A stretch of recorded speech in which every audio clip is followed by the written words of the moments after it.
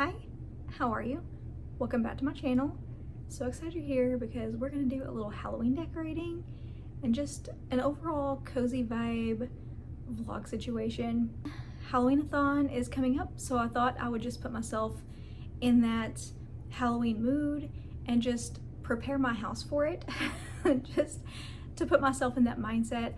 Not that it takes a lot to put myself in that mindset. I have been ready for it. I have been counting down the days. I'm so there, but my house is not there because we haven't been here very long, and I still have a couple of boxes that I haven't even unpacked yet. We still don't have a couch or a table, but my chair's here, so that's good. Yeah. We're just gonna do like a little cozy fall vibes, Halloween vibes video, and we're gonna bake cookies and light the candles and just overall set the mood for fall. So I hope you guys enjoy it. Also, I thought I would introduce you to some other Halloween books that I didn't mention before. Thought that would be fun. Some that I have read in the past, not necessarily on this year's TBR, but some other Halloween books that I've read in the past that I think you guys may enjoy. So we'll get to that as well. Let me know down in the comments if you're participating in Halloween-a-thon. It's hosted by Kelsey over at Slime and Slashers. I will link her channel down below and also her announcement video. So in case you guys don't know what Halloween-a-thon is, it's a readathon, watchathon, activity-a-thon, all surrounding Halloween, and it's completely free. It's hosted over on Discord, and it just should be a lot of fun. So if you don't read, if you just want to watch movies the whole time, or if you just want to do all the activities or whatever, it's completely flexible. You don't even have to watch horror. You just like all the fun Disney movies, or if you just want to just have the cozy vibes or whatever, just whatever you like. It does not even have to be horror. It's just about people who enjoy Halloween. So if you would like to participate, like I said, I will link all of that down below, and let me know if you're going to be participating in that. Let's get into the Halloween decorating.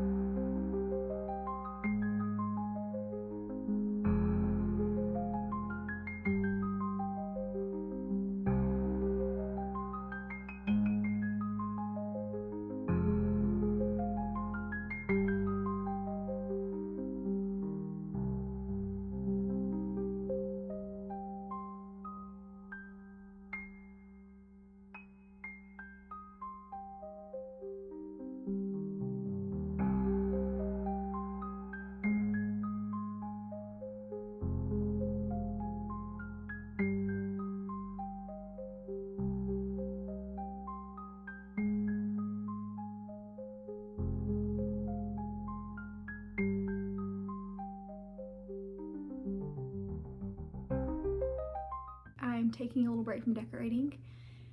And my cookies are done. They are so cute. They're adorable. I haven't had these things in years, so I'm really curious if they're as good as I remember, because I think I haven't had these since I was probably a kid. So it's been a really long time. And I thought I would have a little snack and just maybe talk about books for a little bit. I thought that would be fun just to break up the decorating, and it's very cozy in here. I have the candles going, it smells like cookies, and I have a little like Halloween Autumn Village ambiance going on YouTube on the TV going. So it has like this very soothing, cozy Halloween music, and then it has like the Halloween Village. And it's very autumnal and cozy, and just, it's a whole vibe. So anyways, I thought I'd have a snack and we would talk about books. I thought that would be fun. Well, I mean, I say cozy book chat. We're gonna be talking about horror, but still. And I just thought that would be fun.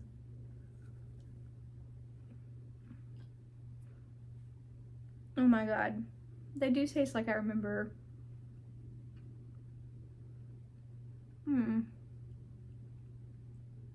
They're so good and sugary and buttery, and like they're like the perfect doneness. I never can tell if they're done because, you know, they stay that pale color, so I'm always like worried I didn't cook them enough, but they're perfect. They're really good. Yum. I have to save the rest for my kids or they'll be like, you know, really upset at me, but they're really good.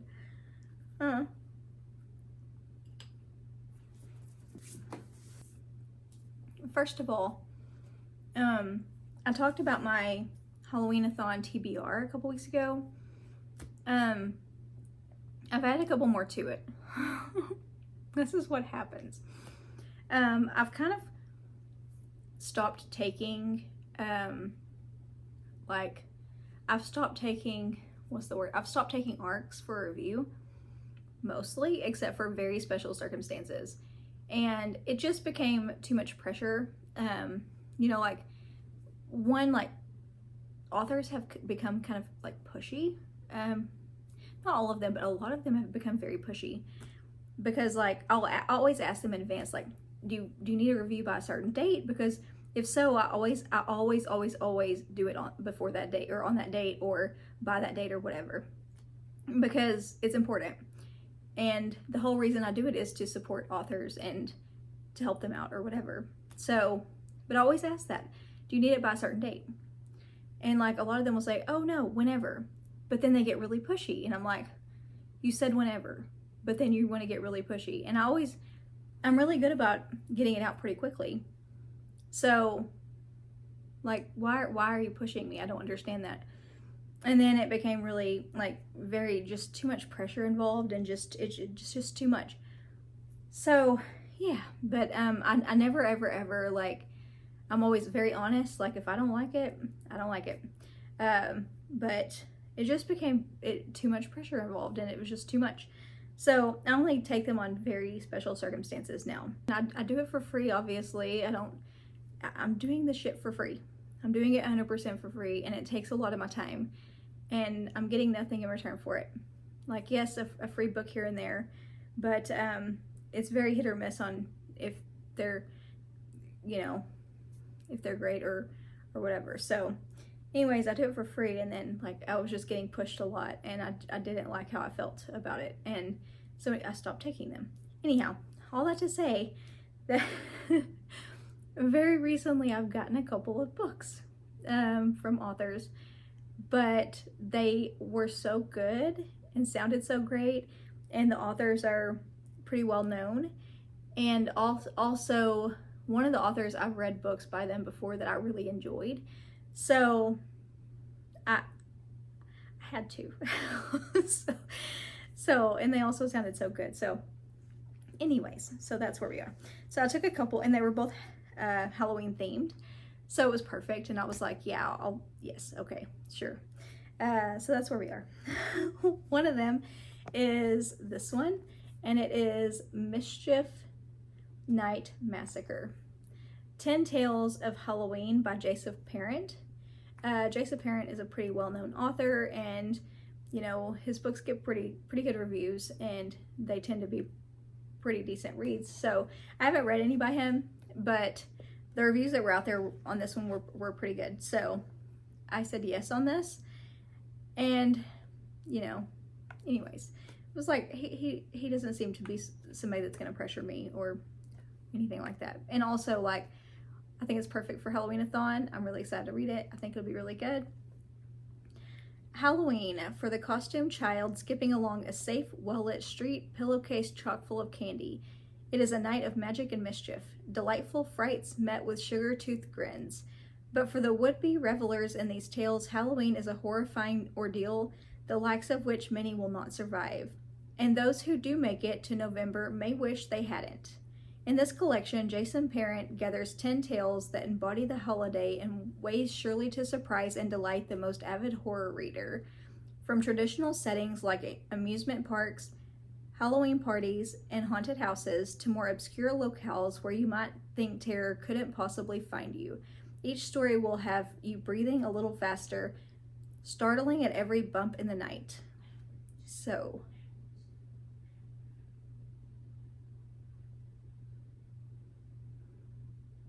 sorry.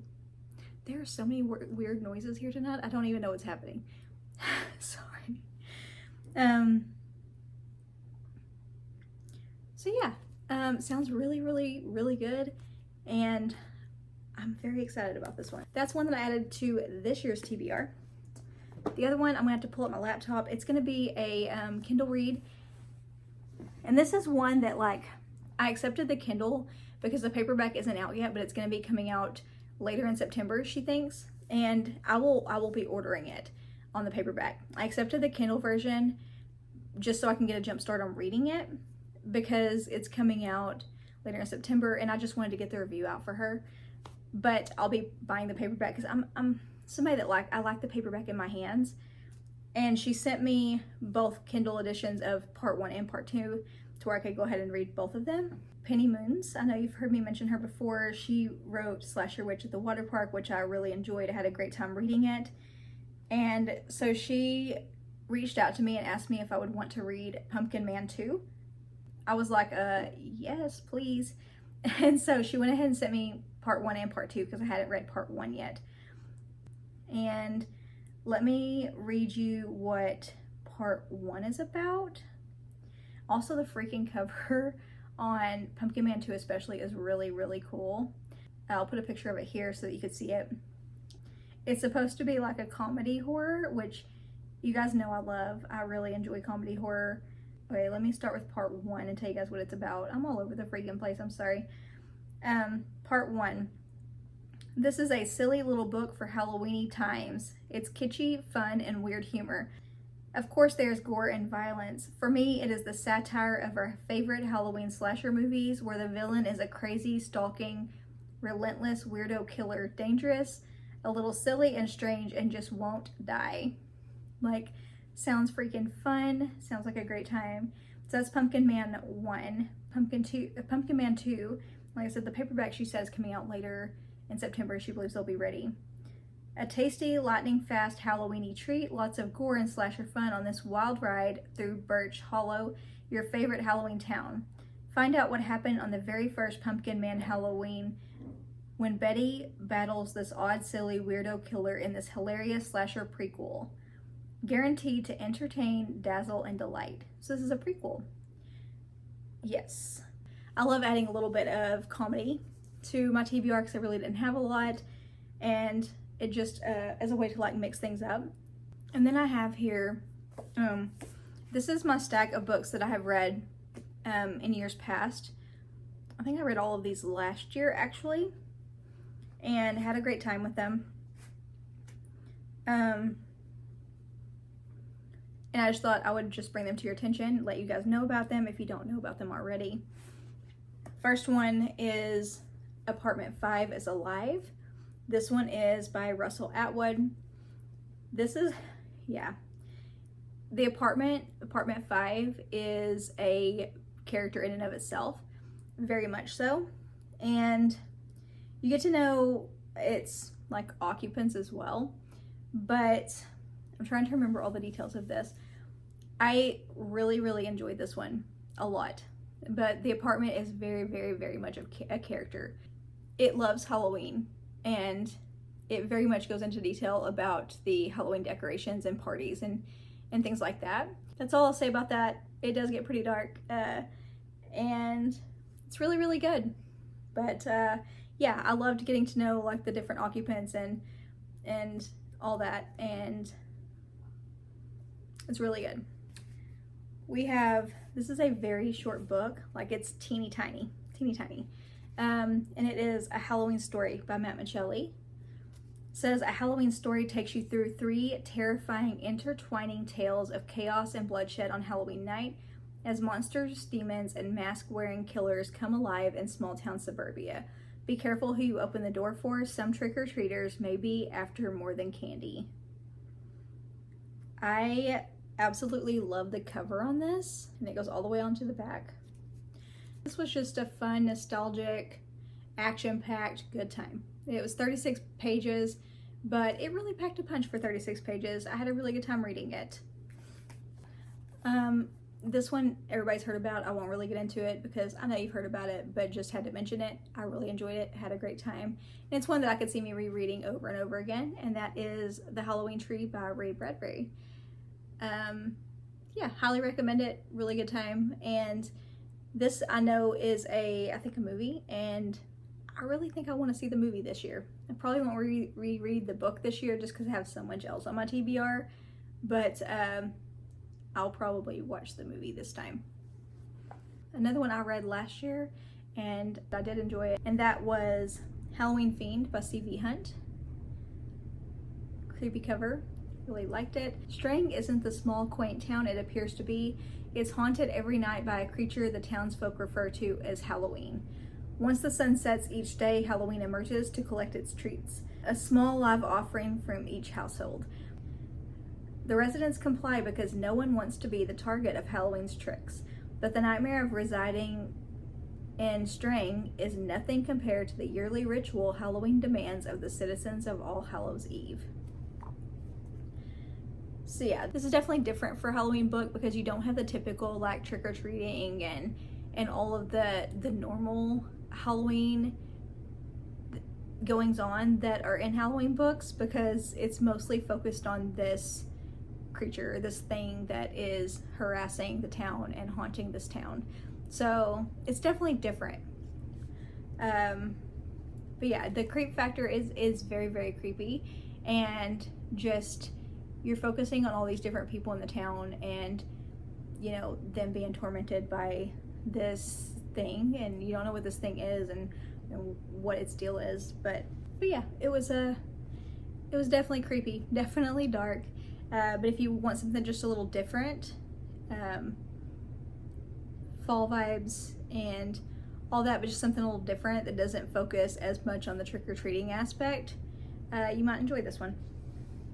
Something a little cozier, if you love the cozy murder mystery type things, you may enjoy Halloween Party by Agatha Christie. Read this one last year as well.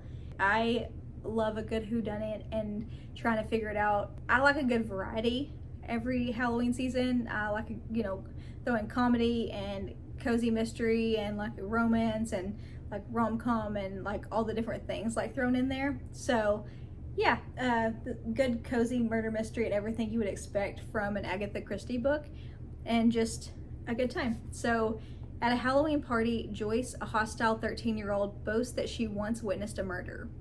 When no one believes her, she storms off home, but within hours her body is found, still in the house, drowned in an apple bobbing tub.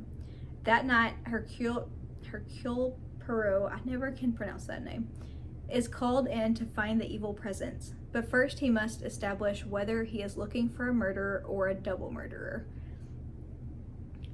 So yeah, good time. All the Halloween vibes, the fall vibes, it was all there, and like I said, everything you would expect from Agatha Christie murder and trying to solve it and piece together and try to figure it out by the end. And yeah, I don't think I figured this one out. I think I was wrong on it. If you enjoy middle grade, I have 2 for you. and they are part of a set, part of a series. The first one is Welcome to Scareville by John Ward. And it says, when Scareville, a store specializing in the sale of all things creepy and unusual, opens in a former funeral home in the sleepy town of Lakewood, Ohio, the whole town goes insane with anticipation. Carson and his friends are avid horror and Halloween enthusiasts and are eager to see what it's all about. They quickly begin to realize there is something very wrong with the store owner, Mr. Enstrom. Shrouded in mystery and strange occurrences, Carson and his friends embark on a mission to find out the sinister truth about Mr. Enstrom and Scareville. This is the very first one of the series. And then part 2, Scareville, How to Create a Monster, John Ward. Look how freaking cool this cover is, very Halloween. Halloween has always been a huge deal in Beaufort, Georgia. The whole town really gets behind decorating and celebrating the spirit of Halloween. For Emily and her family, it always meant more. From competing in the home decorating contest to being sure to attend all city festivities, Halloween and horror were a way of life for Emily's artistic family growing up. But over the years, Emily began to notice that Halloween started to change. People weren't using scary decorations or dressing up in frightening costumes anymore. It was all just silly or cute stuff these days. She wanted nothing more than for Halloween to be scary again. She would soon find out that the mind is a powerful thing. If you enjoyed like Goosebumps and things like that, you may enjoy these. It's a good, fun middle grade series. Spooky vibes, Halloween vibes. Love the covers too.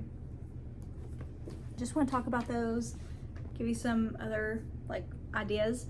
I'm sure there are others that like I'm forgetting and I'm not mentioning, but my brain's not like working these days because like between moving and homeschool and trying to get the kids back on track and trying to get everything back on track, and like I still have a few boxes and things just aren't in order. I just cannot get it together. But I was trying to think of some other ones that, you know, from last year, because I knew there were some that I wanted to mention to you guys that I knew I loved. But anyways, I'll probably after this be like, oh yeah, I should have mentioned that. But anyways, I'm gonna get back to decorating.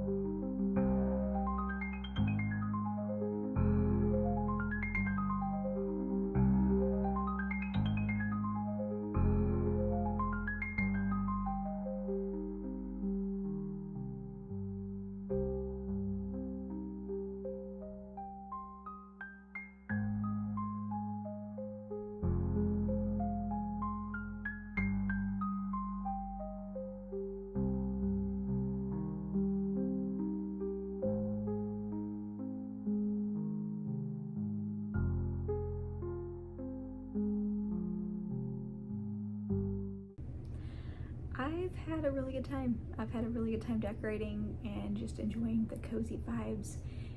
There's something about fall that just always feels like a fresh start to me. I know people say like every season is a fresh start, but fall is like the ultimate fresh start. Always has been. Any big move I've ever made ends up being in the fall for some reason. You know, and this year is no different. I ended up moving this year right before fall started. Still have boxes everywhere. You know, I apologize if you've seen any messes or anything that is undone. I don't have everything fully decorated as far as like normal home decor stuff. Like I said, I don't even have a couch or a table yet.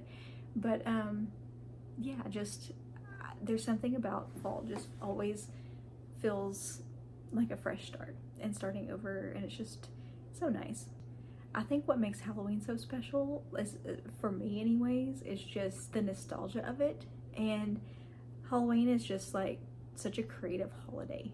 There was something so mysterious about it too, and just everybody wearing masks and costumes, and you know, not knowing who's behind the costume, not knowing who's behind the mask, and just that air of mystery about, you know, this particular holiday. There's just something so special about that. And you know, yes, creepy, because, you know, also not knowing who's behind the mask as that extra creep factor. And something I've always wanted to do that sounds so fun to me, you know, when my kids get out of the house, because right now they're too young for me to put something like that on. But I would love to host like a huge dinner party, like a big dinner party, and invite like everybody I know, and also encourage them to bring a guest, but like don't tell anybody who their guest is, and have everybody wear a mask, but you don't know who's behind the mask, and have that be, you know, have that air of mystery. So it be kind of creepy and a whole vibe. I just think that sounds so fun.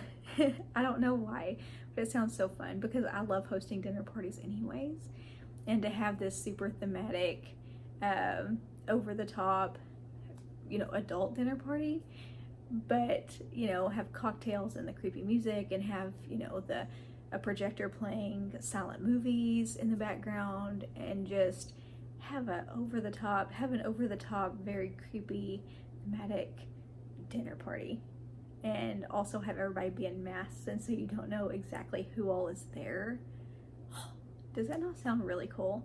Just so cool. And I was definitely that weird kid. When I got a little older, old enough to stay by myself, I was the kid that, you know, my mom would take my brother trick-or-treating, and I wanted her to take me to the store before trick-or-treating and just get my favorite candy, and I wanted to stay home by myself and have popcorn and eat my candy and just watch scary movies. I just kind of wanted the house myself and just enjoy the quiet and watch my scary movies. You know, she didn't always go for it. That's what I wanted to do. I've always been that, you know, I've always been into that. Yeah, so just a little backstory there, and a little insight.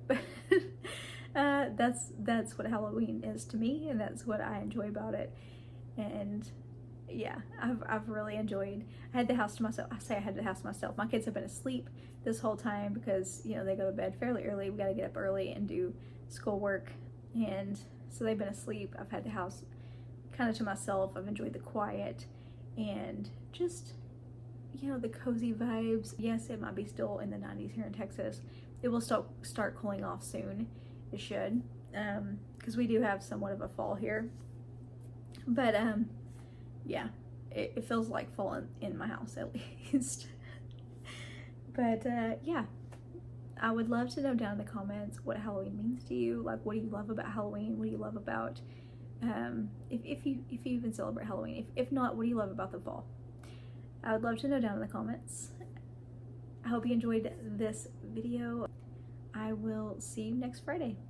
Bye for now.